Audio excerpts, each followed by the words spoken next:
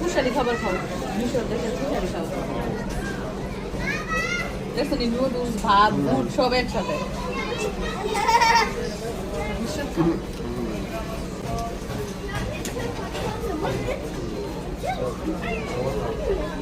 তো মিশর দেশের কুশারি খাবার এখন আমি টেস্ট করব। এটার মধ্যে দেখেন, এটার মধ্যে রয়েছে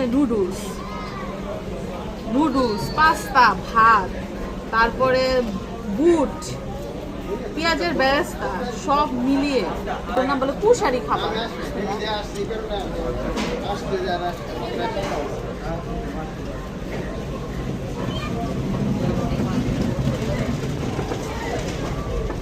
আমাদের দেশের বিরিয়ানি আছে না, সেম ওই রকমের, সব একসাথে।